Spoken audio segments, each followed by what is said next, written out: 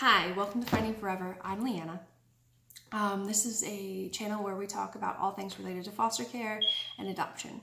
Rob is not here tonight because he's going to be here on Thursday. We're going to change up the format and we're going to do one informational video a week and one podcast. We're also going to make the podcast available on SoundCloud for all those interested on that. Now,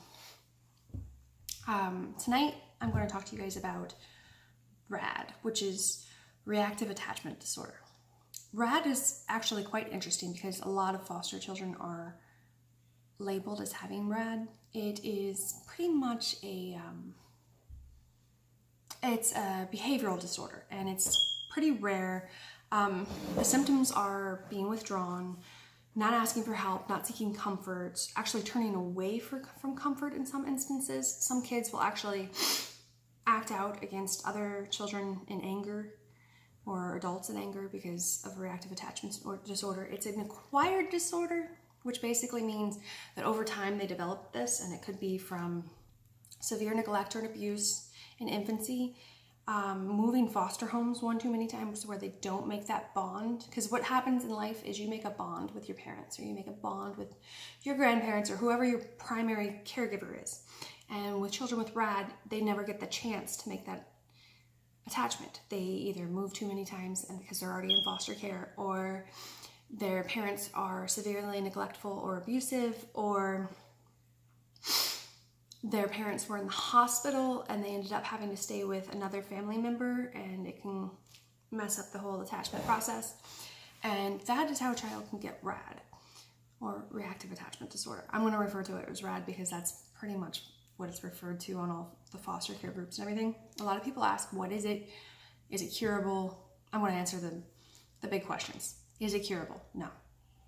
Once you have it, you've acquired it, it is something that you will struggle with for the rest of your life. That is very unfortunate. It sucks. Also wanted to mention that you can get it from being in a orphanage. It's not something that you necessarily, you can get better at coping with it. You can get better at recognizing your triggers, but for the rest of your life, your brain mechanism has changed.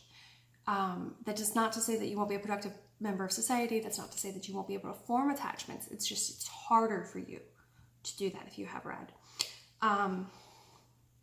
What can happen is children will not want to be hugged. They won't want to be held. And the unfortunate part about RAD is it kind of overlaps with autism. So if you see your child displaying any kind of, won't make eye contact, won't let you hug them, won't let you comfort them,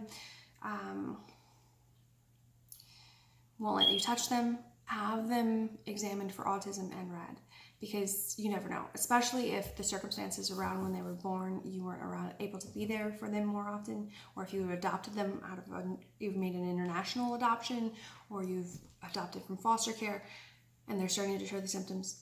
Make sure you look into it because it could be autism. And a lot of the time children with RAD have several other developmental disorders too, and it could be they have both. It could be they have autism and not RAD, which either way, it's not a fun thing to deal with. It is manageable, and the way they do treat it is family therapy. Basically, they do intense therapy with the parent, caregiver, whatever you want to call them, and the child. And they have them come in, and depending on how severe it is, it could be one time a week, it could be multiple times a week. They do play therapy. A lot of people find a good way to work with it is to take a time away from going out in social settings, and they'll just make it so it's just them and their child. That actually helps when you get a new foster child to establish bonding. But it also helps if your child has RAD. And you have to set up strict boundaries for those around you so they do not get confused as to who their primary caregiver. Because another thing with RAD is they may, instead of withdrawing from caring and from love, they may seek out inappropriate love, which means they may be telling everybody and their brother, I love you, or they may be hugging everybody and everybody will be like, oh, they're such a sweet kid. But in reality, this child is so confused as to who their primary caregiver is that they were trying to give everyone love so that way they can try to receive it in some possible way. So it makes for very strict boundaries for foster parents and adoptive parents and biological parents once they realize what the issue is and what they're trying to solve. Again, it is not curable, but it is manageable. And that doesn't, just because it's not curable does not mean that you won't be able to live a fairly productive life. Now, some children with RAD, and this is severe cases, end up in facilities for the rest of their childhood and sometimes throughout their adulthood. A lot of children diagnosed with RAD do end up incarcerated themselves later on in life. These are sad realities of having this disorder, but it is an acquired disorder. It is not a genetic disorder, which means they have seen some really bad things in their lives at a very young age, and it has affected them. And there's no scientific reasoning as to why some children get it and some children don't. It's just, unfortunately, a sad reality of our sad world sometimes. If you'd like to know more about treatment for RAD or a doctor in your area / therapist in your area, because if you do think your child has it, you need to find a specialist, not just a general doctor or general therapist, because a lot of doctors and therapists will misdiagnose it or miss it completely. So make sure you have someone who specializes in RAD if you do suspect it. You can visit the Mayo Clinic online, or adoptuskids.org, again, has wonderful, I love using them for a lot of our information we use for ourselves and our own family. I'm trying to think of another place you guys can go. Adoption.com has a lot of articles on RAD and coping with it, and there's a lot of blogs that were written by different mothers and fathers who have dealt with RAD in their own family. So if you have any questions, please do that. Please comment below if you have any questions as far as you're not sure where to go. I will respond with the best answer I can, and I will try to point you in the right direction if I can't come up with an answer.